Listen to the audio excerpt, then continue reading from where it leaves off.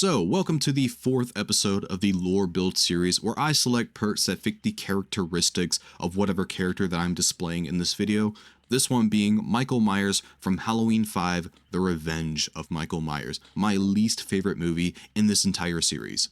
For the build, we have Floods of Rage. For some reason, they changed up the lore a little bit in this movie. They make it so instead of Michael being evil incarnate and simply doing what he does because it's just what he was born to do, they made it so Michael is kind of like a little boy trapped in a monster's body. He has this inner rage that just bubbles up inside of him, and the only way to subside it is to kill people. This rage which drives you think if you kill them all, it will go away? Next up, we have Monstrous Shrine. Michael builds a pretty big shrine in this movie, consisting of Max the dog, the other Michael, Rachel, and even a little girl's coffin that Michael dug up to place Jamie in, basically making this huge ritual spot for his final sacrifice of his last family member. Corrupt Intervention, which is playing into the whole Man in Black character of this movie, who is basically just Michael's get out of jail free card. Literally. And finally, Bamboozle. Jamie has these psychic powers to allow her to see what Michael sees, and Michael kind of uses that to his advantage in this movie. He makes it at the very end of the movie when there's a bunch of cops in his house, he makes it so it seems like he's going to the children's clinic, but actually he's going directly to the Myers house, which makes all the cops evade the Myers house, go to the clinic, and now the only people in the house are Loomis, Jamie, and some random cop, making it a lot easier for Michael to chase down Jamie. Anyways, I hope you enjoy the video, and let's get started. Michael! Alright, let's get into the likes and dislikes about Halloween 5. Now, I can tell you right off the bat, I don't have a lot of likes for this movie because I really don't like this movie. I think it's among the worst, probably the worst, Halloween movie that has ever existed. Yes, worse than Rob Zombie 2, worse than Resurrection, you heard me right. And the main reason I think this movie's just so bad is because I don't think the director really knew what he was doing. I think he was trying to do too much, was probably a little too confident in his skills as a director. Not that I could do any better, but yeah, I think that is not too far from the truth. And also, he tried to change up things, trying to basically make Halloween his own. Which, honestly, hot take, in my opinion, when you're a director that has 3 movies already into a franchise, your job is not to change up the lore and make it your own. Your job is to continue the story in a logical and consistent manner, but that just didn't happen. But enough about my rant, let's get into the actual likes and dislikes. My first like about this movie is Danielle Harris's performance as Jamie Lloyd. I think she did an amazing job with what she was given.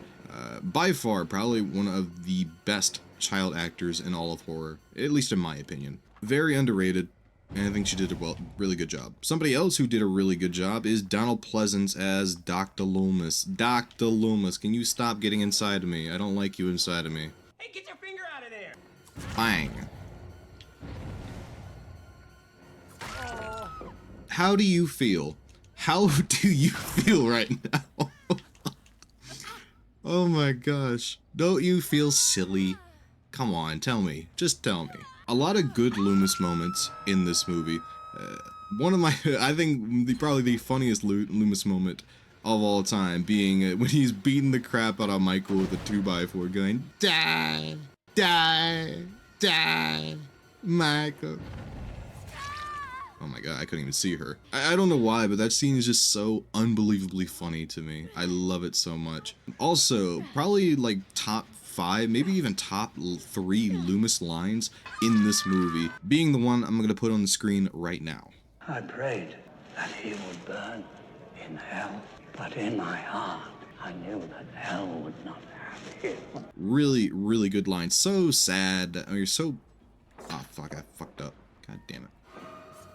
She fucked up and I fucked up and then we both fucked up and it counteracted and then whammo. I see you. No 360s for you, I'm sorry. I am not selling 360s today. Hi. And I know the public consensus about Loomis in this movie is that he's a bit of a dick, especially like towards Jamie specifically. But you gotta remember that at this point, or like last year, Jamie was practically the second coming of Michael Myers, so I don't blame Loomis for you know, treating Jamie the way he did. Yeah, she was practically the second coming of Michael Myers in the last movie, so at this point, he doesn't really trust her all that much, and he also doesn't really see her as that little girl he wanted to protect in the previous movie. He sees her more as as a ticking time bomb ready to explode. So I don't blame him for treating her the way he did. And also, I would also be fed up if Jamie, who is purposely, or either purposely or just is too scared to do so, withholding information from me about Michael's whereabouts. Like, that's the thing about Loomis. His sole purpose in these movies, and really his life now, is to stop Michael Myers at all costs. And if anybody impedes him in doing such, I think impedes the correct terminology, then I honestly would get upset too. So I don't blame him for treating her the way he did. I think it lines perfectly with his character. Alright, now for the dislikes, and I have quite a few. My main one is practically just everything to do with Michael. I think the mask is by far the worst mask in all of the franchise. The worst. No contest. Also, I don't really like the body language of Myers. I think they're trying to do the same thing from Halloween 2 with the whole robotic kind of stiff feeling, but it more so feels like Michael's like shivering, or he's like cold, he needs a blanket or something like that. Well, thank you for the 99, I appreciate it. Thank you for the hit as well. Alright, since there are 4 people already injured, I am not allowed to use my tier 3. Quick tip for those Myers mains out there. At least for this patch. Like, next patch doesn't really matter when you pop your tier 3. Why, hello, my dear. Hello, my darling. There you go. Yeah, everything about Michael in this movie is just so bad. Also, changing up the lore of Michael as well, making him a sympathetic character, which is such a weird move. I don't know why they did that. Like, Michael is literally... I know, you know, it's kind of like a broken record. He's the embodiment of evil. No emotion, nothing like that. And you have him crying little crocodile tears in this movie like a little whiny baby. And I'm like, dude, come on. Can we save this for Rob Zombie, please? I'm sorry. I just had to do it. It's okay, Michael. That should have been a hit. Okay. 10 out of 10 should have hit again. What the fuck was that? Another thing that really sucked about this movie was the Man in Black plot line. I think the Man in Black was arguably probably the sole reason that Curse of Thorn was the way it was, or the Curse of Michael Myers was the way it was. Oh, come on, oh, come on. That was a TTV too. Come on. Give me a break. Yeah, I think the Man in Black is probably the sole reason that Curse of Thorn was the way it was, because that's basically all they had to work with Curse of Thorn, or Curse of Michael Myers. So they had the Man in Black, so don't know what he is, causing the whole Cult of the Thorn debacle. And also, it was only in the movie, really, because they didn't really have anything to work with. They didn't have anything else to put in the plot, so they had to plug a bunch of holes. Which should never be the case in the fucking movie. You should never have huge plot holes and they'd be plugged up with some random character that didn't exist in the prior lore. The cop characters also were kind of weird. I don't understand why they had little squeaky noises every time they're in scene. Also, I don't mind that... Oh my god, whoa. I forgot she had life. I don't mind that Tina is in this movie. I know people don't really like Tina all that much because they find her annoying, but I don't really agree with that. I think she's perfectly fine. It's just that I don't like that they switched her out with Rachel, or switched Rachel out with her, making her the final girl. I think Rachel was perfectly fine. She was such a badass final girl in the last movie. So smart, so resourceful, just such a great character, and they just completely wasted her. Also, another waste of a character being Jamie.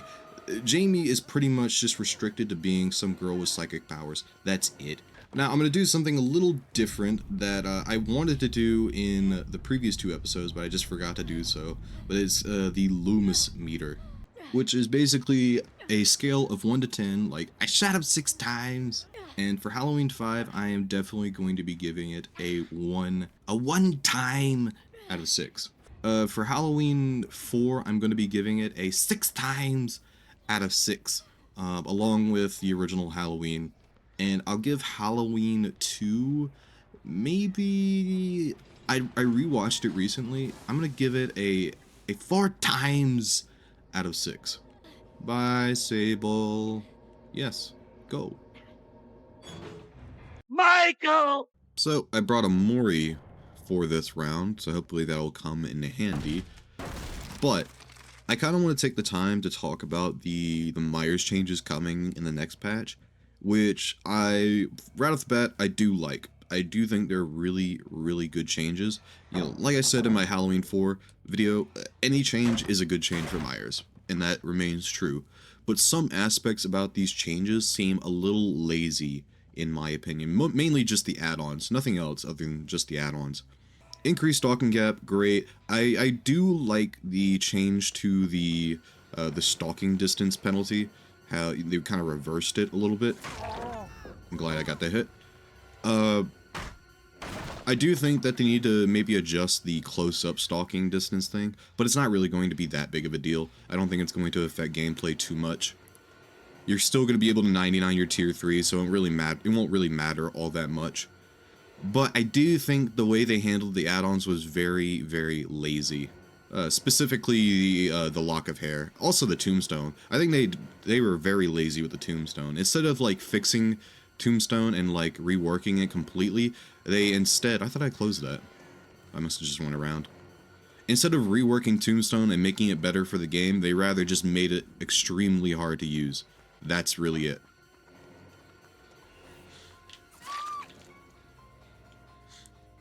They just made it so it takes twice as long as it normally does to actually get your tier 3, which does fix the problem. A lot more people are not going to be playing Tombstone now, but it doesn't change the, the fact that you can just instantly kill somebody with no interaction whatsoever. And as well as the hair add-ons, such as the Tuft of Hair and the Lock of Hair, I do like that they reduced the penalty to the Lock of Hair to 50%, but I do think that was also a lazy change, because instead of... Oh shit. I'm so glad I did that. Also a lazy change because they didn't do anything to help the other two add-ons in that category, being the hairbrush and the blonde hair. Like, those add-ons are still pretty worthless to run, and if they had made it so, like, all of them had, like, reasonable requirements... Hello, Jeff. I think those string of add-ons would be so much more worth running. Like, so much worth. Like, I would actually I would actually suggest using blonde hair or hairbrush as, like, a budget option for tier 3. I would. But I can't because they're just... The other two add-ons are just so much better. And also, I don't think they needed to touch, I just slurred my words right there. I don't think they needed to touch Tuft of Hair at all.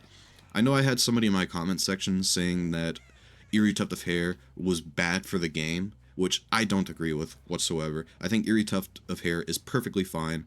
Having Infinite Tier 3 is not really that big of a deal. Honestly, Eerie Tuft Hair just feels like you're playing Plague the entire match. That's basically what it feels like. Like, when you're playing Plague, you're practically exposed the entire match, because you're injured for the entire match. Alright, I'm gonna save my tier 3 for this girl.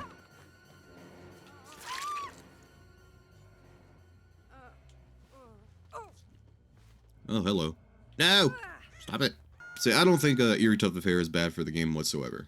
My biggest concern with the changes is it's going to make playing in indoor maps very, very awkward now. Very awkward. Because the thing about it is, if you like bring tier 3 extensions, or even like... Oh, I didn't even mean to pop it. I thought I had a little bit more juice to juice.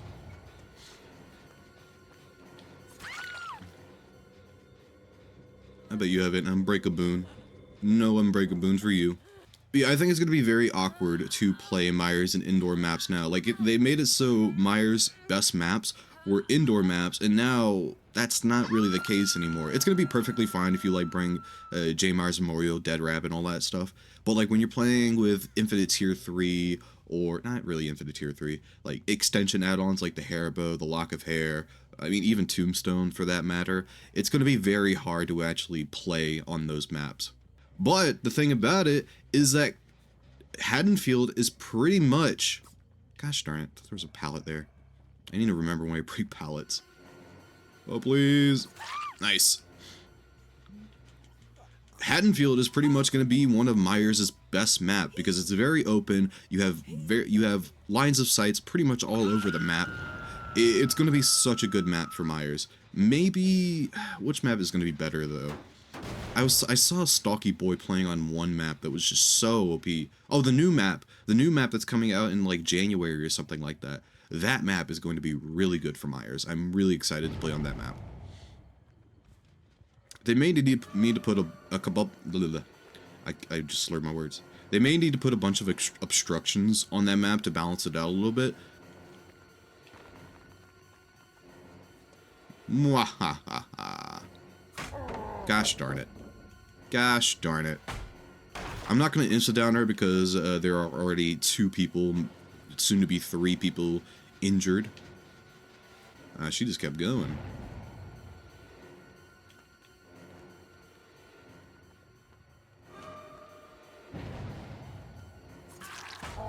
Didn't think that would happen, huh? See, I have balls of steel. I don't care. Come here, my darling. I'm going to catch you. I'm going to get you. Ooh, I have a Mori victim awaiting me. I'm coming for you, Clarice. They're coming to get you, Barbara. They're coming for you, Barbara. Dead hard? Dead hard? Screw your dead hard. I ignore dead hard. Alright, let's put you right here. Out in the open. Don't you obstruct this. Yes, good. Good. But overall, I am very excited for these changes. I don't know if Myers is going to be jumping up in the tier list whatsoever, but it's going to be a lot easier to play the guy now. It's going to be so much easier. I'm really excited for that. I guess that can be the question of the video. What are your thoughts about the changes coming to Myers? Do you like them? Do you hate them? Do you also think they're probably a little lazy? Let me know in the comments. I would love to read them. And if you disagree with me, also let me know. Fully open to discussion. What is going on here? Backfist! I have no idea where anybody else is. Are there people on these gens? Jeff, are you in this locker again? God damn it. Why are you in there? It didn't work the first time. You know, humans typically learn from their mistakes. Unless you're an AI. Are you an AI, Jeff? Huh? You here to take over the world? I won't allow it. Sometimes you have to assert your dominance on the AI. Just to know, let them know who's boss. Hatchet main building, okay. Where are you, Michaela? I know you're in here. Damn it. Is it going to be in main building or around main building? No. Well, hot damn. Yes. No. Fine. God damn you.